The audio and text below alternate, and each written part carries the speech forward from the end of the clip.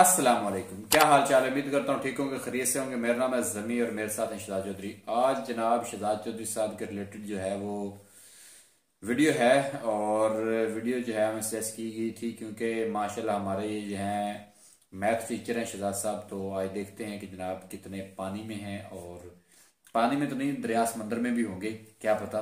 बिल्कुल पानी में नहीं है तो नहीं नहीं जरूर है। टाइटल मैं आपको बताता हूँ। टाइटल है एनिशेंट इंडियाज साइंटिफिक, आगे क्या है, achievements and contribution in mathematics. हाँ जी, तो वीडियो शुरू करने से पहले हमारी आपसे रिक्वेस्ट है कि अगर आप हमारे चैनल पर नए हैं तो चैनल को लाइक करें, शेयर करें, सब्सक्राइब करें और बेल का आइकन दबाना मत भूलिए। तो सबकी आंखें जो है वो खुली हो गई हैं। हम तो उर्दू दान है भैया, उर्दू वाले छोटे से दान। वो आप कुछ और ना समझ लीजिएगा। तो वीडियो शुरू करते हैं, let's start. The scientific prowess of ancient India. Study IQ में आपका स्वागत है। मेरा नाम है आदेश सिंह। आज हम बात करने वाले हैं एंशिएंट इंडिया के साइंटिफिक अचीवमेंट्स की। रिलीजन, फिलॉसफी, लिटरेचर के साथ साथ एंशिएंट इंडियंस का mathematics, astronomy, science, medicine, Ayurveda, योग इत्यादि फील्ड्स में भी इमेंस कंट्रीब्यूशन रहा है। आइए हम एक एक कर सभी फील्ड्स के साइंटिस्ट और उनके अचीवमेंट्स की चर्चा करते हैं। शुरू करते हैं मैथमेटिक्स एंड एस्ट्रोनॉमी से। Mathematics and astronomy.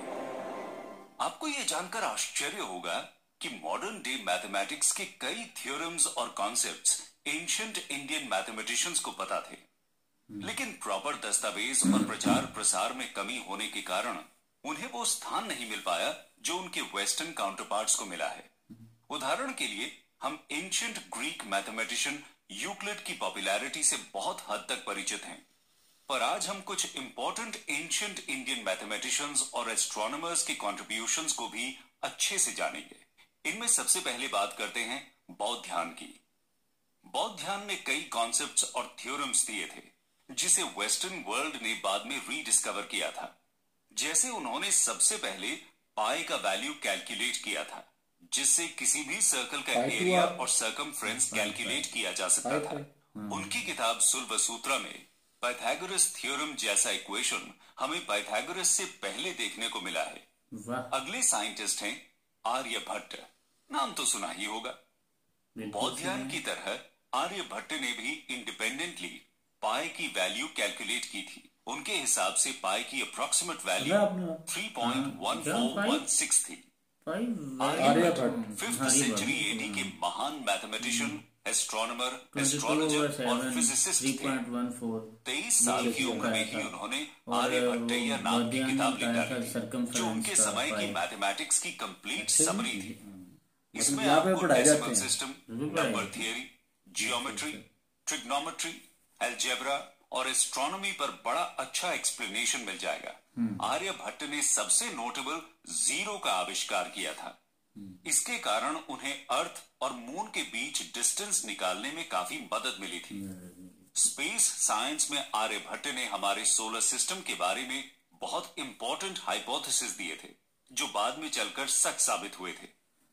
Astronomical observation के आधार पर उन्होंने बताया था कि अर्थ अचल यानी इमूवेबल नहीं है, बल्कि अपने एक्सिस पर रोटेट करती हुई एक स्फेरिकल बॉडी है। उन्होंने हीलियोसेंट्रिज्म का भी कॉन्सेप्ट दिया था, जिसके अनुसार सभी प्लैनेट्स सूर्य का चक्कर लगाते हैं। इसके अलावा उन्होंने सोलर और ल्यूनर एक्लिप्स का साइंटिफिक एक्सप्लेनेशन भी दिया था, जिसके बाद लोगों को पता चला कि एक्लिप्स राहु केतु या किसी राक्षस या डीमन का काम नहीं होता है। उनके इन्हीं महान कॉन्ट्रीब्यूशंस के लिए 1975 में लॉन्च हुए भारत के पहले सैटेलाइट का नाम आर्यभट्ट रखा गया था। आर्यभट्ट के बाद 7th सेंचुरी एडी में जन्मे ब्रह्मगुप्त ने मैथमेटिक्स को नई ऊंचाइयों पर पहुंचा दिया था। आइए जानते हैं ब्रह्मगुप्त के बारे में। ब्रह्मगुप्त का मल्टीप्लिकेशन करने का मेथड आज के मल्टीप्लिकेशन मेथड से काफी सिमिलर था। उन्होंने मैथ्स में जीरो से रिलेटेड ऑपरेशंस इंट्रोड्यूस किए थे, और साथ ही उन्होंने ब्रह्म स्फुट सिद्धांतिका नामक बुक भी लिखी थी, जिससे अरब्स को इंडियन मैथमेटिकल सिस्टम्स का पता चला था। इस किताब में कई मेजरिंग इंस्ट्रूमेंट्स का भी मेंशन है, जिससे उस समय के एस्ट्रोनॉमर्स रीडिंग लिया करते थे। हमारे अगले मैथमेटिशियन हैं भास्कराचार्य। वाह। आइए अब जानते हैं आप? भास्कराचार्य के बारे में। ब्रह्मगुप्त से 500 साल बाद 12th सेंचुरी एडी में जन्मे भास्कराचार्य उस समय के लीडिंग मैथमेटिशियन हुआ करते थे। उनका जन्म कर्नाटका के बीजापुर डिस्ट्रिक्ट में हुआ था। उन्होंने सिद्धांत शिरोमणि नाम से एक फेमस बुक लिखी थी, जिसमें 4 सेक्शंस थे। लीलावती यानी एरिथमेटिक, बीजगणित यानी अलजेब्रा, गोलाध्याय यानी स्फीयर और ग्रह गणित यानी mathematics of planets. 19th century में जेम्स टेलर ने लीलावती सेक्शन का इंग्लिश ट्रांसलेशन किया था, जिससे पूरी दुनिया को भास्कराचार्य के ब्रिलियंट मैथमेटिकल कॉन्सेप्ट्स का पता चला था। उन्होंने अलजेब्रिक इक्वेशन सॉल्व करने के लिए साइक्लिक मेथड इजाद किया था, जिसे यूरोपियंस ने बाद में इनवर्स साइक्लिक मेथड नाम से पॉपुलराइज किया। इसके अलावा जैन गुरुओं ने भी मतलब शुक्र है कि पाकिस्तान में इन लोगों का पढ़ाया जाता है। मैं तो इसलिए खुश हो रहा हूँ। चलिए जानते हैं महावीर आचार्य के बारे में। महावीर आचार्य ने 850 एडी में गणित सार संग्रह लिखा था, जो आपको आज की एल्जेब्रा टेक्स्ट बुक से काफी मिलता जुलता लगेगा। उन्होंने जॉन नेपियर के एलसीएम निकालने के मेथड से बहुत पहले एलसीएम निकालने का मेथड इजाद कर लिया था। ये सारे जो मैथ्स और एस्ट्रोनॉमी के साथ साथ एंशिएंट इंडियंस ने साइंस के फील्ड में भी इनसे सीख के इन्होंने दोबारा ट्रांसलेट लेकिन मैंने तो यही कहा ना, मैंने तो यही कहा कि हो सकता है पाकिस्तान में मतलब शुक्र है साइंस की बात जो है हमारे तो सबसे पहले इंडियन है उनका नाम भी बताया गया, वरना तो गोरों का ही नाम जन्मे Kanad Vaisheshika school of philosophy से ताल्लुक रखते थे। ये सारा कुछ उनका असली नाम औलुक्य था, पर बचपन से उनकी रुचि कण यानी माइन्यूट पार्टिकल्स में थी, जिसके कारण उनका नाम कनाद पड़ गया था। आश्चर्य की बात यह है कि डाल्टन से करीब 2600 साल पहले उन्होंने एटॉमिक थ्योरी दी थी, जो मॉडर्न एटॉमिक थ्योरी के काफी करीब थी। कनाद के बाद 6th सेंचुरी एडी में जन्मे वराहमिहिरा एंशिएंट इंडिया के दूसरे वेल नोन साइंटिस्ट थे। तो जानते हैं वारामिहिरा के बारे में। वारामिहिरा ने हाइड्रोलॉजी, जियोलॉजी, इकोलॉजी और एस्ट्रोलॉजी यानी ज्योतिष शास्त्र में बहुत बढ़िया काम किया था। फॉर एग्जाम्पल, अगर उदाहरण ले तो उन्होंने ऐसे 6 जानवरों और 30 पौधों के नाम बताए थे, जिससे ग्राउंड वाटर का पता लगाया जा सकता था। इसके अलावा बृहद संहिता नामक किताब में वाराहमिहिरा ने अर्थक्वेक प्रिडिक्शन पर एक पूरा चैप्टर लिखा था। उन्होंने पंच सिद्धांतिका नाम की किताब भी लिखी थी, जिसमें 5 एस्ट्रोनॉमिकल सिस्टम्स को डिस्क्राइब किया गया था। एस्ट्रोनॉमी के साथ साथ केमिस्ट्री के फील्ड में भी एंशिएंट इंडिया बहुत आगे था, जिनमें सबसे प्रमुख नाम आता है नागार्जुना का। जानते हैं नागार्जुना के बारे में। 10th सेंचुरी एडी में जन्मे नागार्जुना ने केमिस्ट्री और मेटलर्जी में कमाल का काम किया था। उन्होंने अपना पूरा जीवन किसी भी मेटल को गोल्ड में कन्वर्ट करने के रिसर्च में लगा दिया था, जिसे एल्केमी भी कहा जाता है। ऑल्दो वो पूरी तरह सफल नहीं हो पाए, पर उन्होंने इस प्रोसेस में एक गोल्ड प्लेटिंग टेक्नोलॉजी डेवलप कर ली, जो आज भी इमिटेशन ज्वेलरी बनाने में यूज किया जाता है। रस रत्नाकरा नाम की किताब में उन्होंने गोल्ड, सिल्वर, टिन, कॉपर जैसे मेटल्स के एक्सट्रैक्शन मेथड पर बहुत डिटेल में लिखा था। इसके अलावा मेटलर्जी में एंशिएंट इंडिया की प्राउएस का पता आप गुप्ता एज में बने दिल्ली आयरन पिलर से भी लगा सकते हैं, जिसमें आज तक जंग नहीं लगा है। ये तो थी केमिस्ट्री और मेटलर्जी की बात। एंशिएंट इंडिया में मेडिकल साइंस बाकी साइंसेस से किसी भी मामले में पीछे नहीं था। आइए देखते हैं मेडिकल साइंस। मेडिसिन और सर्जरी। मेडिकल साइंस के 2 प्रमुख डिविजन्स होते हैं। प्राचीन भारत में आयुर्वेदिक मेडिसिन और सर्जरी दोनों तरीके से मरीजों का इलाज किया जाता था। आयुर्वेदिक मेडिसिन में आत्रेय ऋषि और चरक का नाम सबसे पहले लिया जाता है। आत्रेय ऋषि द्वारा लिखी गई किताब आत्रेय संहिता दुनिया की ओल्डेस्ट मेडिकल बुक्स में से एक है। उसके बाद चरक भी आयुर्वेद के पायनियर डॉक्टर थे। वे महाराज कनिष्क के राजवैद्य यानी रॉयल डॉक्टर हुआ करते थे। काफी रिसर्च के बाद उन्होंने चरक संहिता लिखी थी, जिसमें विभिन्न बीमारियों की रूट कॉज और ट्रीटमेंट दोनों पर डिटेल्ड डिस्कशन किया गया था, जो आज भी रेलेवेंट वाह यार, कमाल है। मेडिकल साइंस के दूसरे डिवीजन सर्जरी के फील्ड में सुश्रुत का हाथ पूरे एंशिएंट इंडिया में कोई नहीं पकड़ सकता था। जी बिल्कुल। प्लास्टिक सर्जरी यानी राइनोप्लास्टी और कैटरेक्ट सर्जरी यानी ऑप्थेल्मिक सर्जरी के लिए सुश्रुत आज भी याद किए जाते हैं। उस समय नाक या कान काट देना कॉमन पनिशमेंट हुआ करता था। ऐसे में सुश्रुत द्वारा की गई सर्जरी से लोगों को नई पहचान मिली थी। सुश्रुत संहिता नाम की किताब में उन्होंने सर्जरी के अलावा 1100 बीमारियों और 760 मेडिसिनल प्लांट्स के बारे में भी बताया था। ये प्लांट्स आपको आज कई घरेलू नुस्खों में मिल जाएंगे, पर जरूरी नहीं है कि सारी बीमारियों का इलाज आयुर्वेदिक मेडिसिन और सर्जरी से ही हो जाए। कुछ बीमारियां खराब लाइफस्टाइल के कारण भी हो जाती हैं।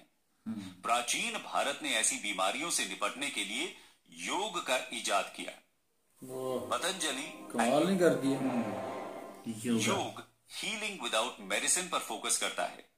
पतंजलि के योग सूत्र के अनुसार इसमें फिजिकल एक्सरसाइज यानी आसन, मेडिटेशन और ब्रीदिंग एक्सरसाइज यानी प्राणायाम के कॉम्बिनेशन से फिजिकल, मेंटल, इमोशनल और स्पिरिचुअल बैलेंस अचीव किया जाता है। योग शब्द संस्कृत वर्ड युज से आया है, जिसका मतलब टू यूनाइट होता है।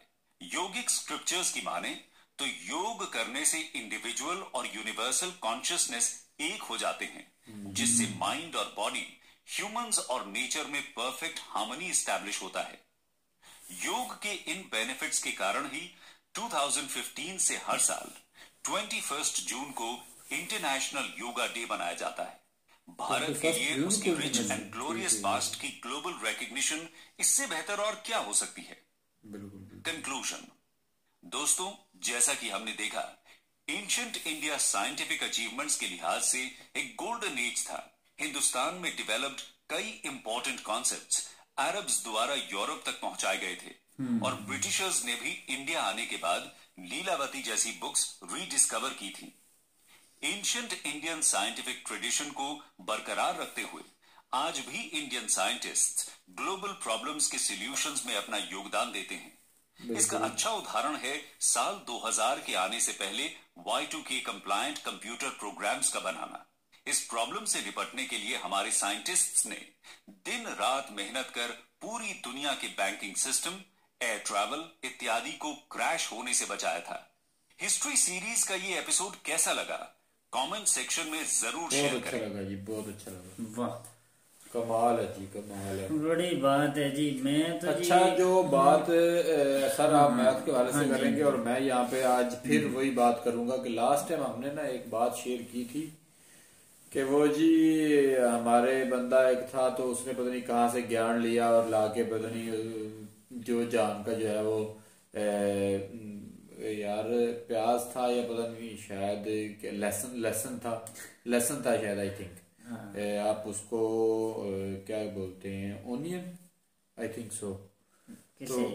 लहसुन को? हाँ नहीं, प्याज को अनियन बोलते हैं। तो इस तरह का कोई होता है ना, वो जो आप कह रहे थे, मैंने वही बात एक बार की थी ना, तो मुझे कमेंट पता क्या आए थे कि तुम भला ये कैसे हो सकता है कि तुम ये किसी धात से या किसी चीज से जो है वो गोल्ड बन जाता है, तो ये वो नहीं ये तो वैसे वाकई ठीक है। इधर उन्होंने बहुत कोशिश की, एक जिंदगी का एक खास अरसा लगाया, लेकिन बना नहीं बना। वही तो बात है ना, वही तो बात है। तो उन्होंने कहा था कि ये मुमकिन ही नहीं है भाई, तुम जाहिल हो, तुम्हारा नॉलेज कहाँ से है। तो भाई हम वहीं से आए थे, बस फर्क ये पड़ा कि आप थोड़े एडवांस हो गए, आपने बाद में स्टडी कर ली और अपनी जो चीजें थी उनको बेहतर किया, आपने अपनी हिस्ट्री को याद रखा। और हमारे यहाँ पे लोग जो जिसको जितना सीखा हुआ था ना बुजुर्गों से, बड़ों ने कह दिया कि ऐसे होता था ऐसे होता था, तो वो किसी ने उस पर सर्च नहीं की, तहकीक नहीं की, और तहकीक ना करने के कारण वो ऐसे बात फैलती आज की नस्लों में भी। तो वो भाई हम लास्ट टाइम बात की थी कि हमारे मामू ने एक बंदे के साथ मिलकर ट्राई की थी, जी ये नुस्खा है, इससे ऐसे ट्राई करें, जो जान का ओनियन काट के जला दिया, उसको पता नहीं क्या क्या उसका पानी निकाला, अदरक का पानी निकाला, और पता नहीं किस किस चीज का किस तेजाब का उन्होंने ना। और जो आग जलानी थी वो कौन सा दरख्त? वो हाँ, वो बेर का दरख्त था जी, बेर के दरख्त से लकड़ी जो है ना वो उसकी आग पे बनता है, अदरवाइज किसी पे नहीं बनता। तो एक अजीब गरीब सा उन्होंने ना पानी निकाल के उसके ऊपर रखा, कढ़ाई में डाल के, और छोटे छोटे लोहे की टुकड़ियां भी डालते गए, अभी अभी अभी बन जाएगा, अभी जैसे कहते हैं कि छू मंत्र करना है ना तो यूं चुटकी में बन जाना है। तो मुझे याद है कि रात को है ना जो है तकरीबन 2-3 बज गए थे। तो यही करते करते आया, अब जब थक गया ना तब कुछ समझ नहीं आया, तो अपने आप को शांत करने के लिए उन्होंने क्या किया कि अच्छा इसको ना सुबह जो है सुनार की दुकान पे लेके जाएंगे ये पानी सा, और उसकी वो क्या कहते हैं कढ़ाई पे चढ़ाएंगे, और यूं पता नहीं क्या इसको पटका लगाएंगे, और ये तो बन जाएगा जनाब गोल्ड। तो ये चीजें हैं कि जो यहाँ पे केमिस्ट जिनका जिक्र किया गया, तो उन्होंने अपनी सारी जिंदगी जो है इस सर्च में गुजार दी कि आया कि मैं इसको डिस्कवर करूं। तो भैया उन्हीं की बातें जो थी वो आधी सुनी सुनाई के उनसे हुआ या नहीं हुआ, वो तो किसी ने बहुत क्या ज्यादा कामयाब हो चुके थे। देखेंगे हाँ, जैसे उन्होंने वो प्लेट जो बनाई वो तकरीबन मतलब गोल्ड टाइप की आर्टिफिशियल गोल्ड कह सकते हैं उसे। और साथ अगर मैथ की बात करें तो भाई मैथ तो पहले ही मैं ना अक्सर कहता रहता हूँ स्टूडेंट को कि जो इंडिया की मैथ है ना वो कमाल की है। इंडिया में बहुत अच्छा सिलेबस पढ़ाया जाता है मैथ का, और जो यहाँ मैट्रिक को पढ़ाया जाता है सिलेबस वो वहाँ आई थिंक 8 क्लास या 7 क्लास को पढ़ा देते हैं, 5 से 6 को पढ़ा देते हैं। क्योंकि आप देख रहे थे लास्ट टाइम हमने देखा था ना वो 11 और 12 का डॉक्टर साहब एक दिखा रहे थे। और साथ ही जो इधर एमएससी लेवल में पढ़ाया जाता है वो वहाँ 11 और 12 हाँ एफएससी में फर्स्ट ईयर सेकंड ईयर में 11 और 12th में पढ़ा देते हैं। तो इंडिया की जो मैथ है ये हम थोड़ा बहुत पहले भी जानते हैं, हम अपने टीचर से सुना हुआ है हमने कि जो मैथ के जितनी भी ये कैलकुलेशन या मैथ के बारे में जो है ये सारी की सारी बरसगीर जो एक ही इलाका था, एक ही जगह थी, एक ही खिता है, इसी इलाके से इस सारी की ना इसकी इजाद हुई। और यहाँ से बहुत सारे पुराने जिनका अभी जिक्र हुआ है और हमने उनकी पिक्चर्स भी देखी और उनके नाम भी सुने, और इनके बारे में हमारे सर भी हमें बताया करते थे कि इन्होंने बहुत कुछ सिखाया लोगों को। और इनसे जो बहुत सारे गोरे हैं ना इन्होंने यहाँ इस खित्ते में दाखिल होकर जो असल कहते हैं ना कुछ छीना है, तो वो ये चीजें छीनी है, ये तजर्बे छीने, ये नॉलेज छीन कर वो ले गए, अपना नाम चिपका के थोड़ी मेहनत खुद की और अपना नाम चिपका लिया, और चिपकाने के बाद बहुत सारी ऐसी इजादात हैं जो बाद में अब डॉल्टन वगैरह कर रहे हैं, ये सारा कुछ अब बच्चों को पढ़ाया जा रहा है। तो इससे पहले बहुत पहले 2006 साल समथिंग बता रहे थे, इससे पहले ये सारी चीजें इजाद हो चुकी थी और इनका कंसेप्ट दे दिया गया था। इन लोगों ने तो कहते हैं कि एक बनी बनाई चीज को थोड़ा सा ना अपना काम किया, काम करके और फिर वहां अपना नाम चिपका दिया और कह दिया कि हमने किया है। डिस्कवर करने वाले ये लोग नहीं है, ये ऑलरेडी डिस्कवर्ड था। इस पर इन्होंने ज्यादा मेहनत की, थोड़ी सी मेहनत करके और उसको मजीद थोड़ा सा उसकी तरतीब को आगे पीछे करके तो कह दिया ये हमारा है, बल्कि ये पहले से ही डिस्कवर था सारा कुछ। और मैथ की अगर दोबारा बात करें तो मैथ के जितने भी ये लोग थे लेजेंड थे ये लोग। इन्होंने वो सारी अब पाई को लेकर चलें तो पाई की एग्जैक्ट वैल्यू ये देखें ना, एक 180 कहा जाता है सरकमफ्रेंस और दूसरा है 22/7 और 3 अगर आप इसे डिवाइड करते हैं 3.14 आ जाता है, ऐसे सोन। तो ये तब की निकाली हुई इन्होंने उस दौर की ये निकाली हुई वैल्यू है। और आज तक किसी माई के लाल की जरूरत नहीं पड़ी कि इसको चेंज करे या इसकी कोई थर्ड वैल्यू निकाल दे। अच्छा देखें ना, दो उन्होंने निकाल नहीं पाई की वैल्यू, और किसी की आज तक जरूरत नहीं है, किसी गोरे की जरूरत नहीं है कि वो इसको पाई को किसी थर्ड के इक्वल रख दे। अगर किसी के बस में होता तो कर ना देते। ये सारा कुछ पहले से इन्होंने किया हुआ है और दोबारा लोगों ने इसको थोड़ा सा इसकी तरतीब को आगे पीछे करके और कह दिया ये हमारी है, ये हमारी है। तो हमारी कह देना बहुत आसान है, लेकिन हमारी करके दिखाना ये बहुत मुश्किल है। तो बड़ी मजे की वीडियो है, बड़े मजे का इसके अंदर साइंस के बारे में है, सर्जरी के बारे में। ये देखें सर्जरी, आज लोग बड़े स्पेशलिस्ट बने सर्जरी के और कहते हैं हमसे बड़ा कोई है ही नहीं है, हम बड़े सर्जरी करने वाले हैं, ये हैं वो हैं, ठीक है ना। तो देखें ये सर्जरी कब की सिखाई हुई, तब जब लोग सजा के तौर पर नाक और कान गवा बैठते थे लोग, ऐसे होता था ना, कुछ गना ऐसे थे जिनका ऐलान की अनाउंसमेंट होती थी, अगर ये कर लोगे ना तो नाक काट दिया जाएगा, अगर ये करोगे तो कान काट देंगे, अगर ये करोगे तो जिस्म का फलां हिस्सा दाग दिया जाएगा। तो फिर ऐसे लोग थे जो जिनके दिलों में इंसानियत का दर्द था, वो जब अगर कोई गलती से भूल कर कोई ऐसा कर बैठता था तो उसको सजा तो मिलती, सजा देने वाले देते, हुक्मरान कहते, हुक्मरान तो चलो ना भी देते, लेकिन राया जो अवाम होती है वो बड़े क्या कहते हैं कि जो मुद्दई होते हैं वो तो कहते हैं ना जी ना, सजा तो मिलनी चाहिए। तो सजा देना फिर लाजमी हो जाता था, जुज बन जाता था। फिर सजा के तौर पे जब किसी का कान काटा जाता, फिर ऐसे हम दर्द काइंडनेस लोग, अब देखिए सजा तो होगी और होके खत्म होगी, लेकिन वो जो दी है वो सारी उम्र उसको साथ चलती थी, दाग दिया गया उसके फेस को, चेहरे को। और ये समझदार लोग थे, ये अहले इल्म थे, ये जानने वाले थे, ये इंसानियत का दर्द रखने वाले लोग। फिर उन्होंने कहा कि ये ऐसे ही जिएंगे। अब एक बंदे को अगर 17 साल की उम्र में पनिशमेंट दे दी गई है तो वो अब उसकी, अच्छा वैसे किसी को नहीं भी पता तो जब वो 50 साल का होगा तब वो मतलब जब भी कोई पीछे से बच्चा वो देखेगा इसको पनिशमेंट हुई है तो लाजमी इसने कुछ किया होगा। ये देखें, ये चीज छुपाने के लिए तब उन्हें ये जरूरत पड़ी। तो देखें वो लोग बड़े लेजेंड लोग थे, बड़े समझदार थे, जिस चीज की उन्हें जरूरत पड़ती थी उसे वो इजाद खुद कर लेते थे। हाँ जी, जिस भी चीज की जरूरत पड़ी उन्होंने वो खुद इजाद किया, खुद उसे ढूंढा और खुद बना दिया।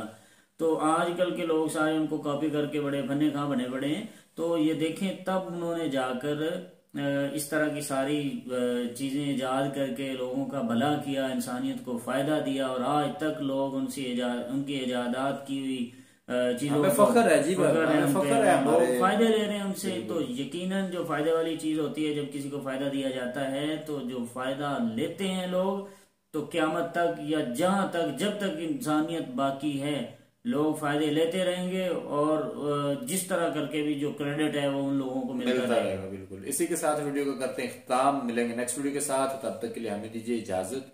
अल्लाह हाफिज।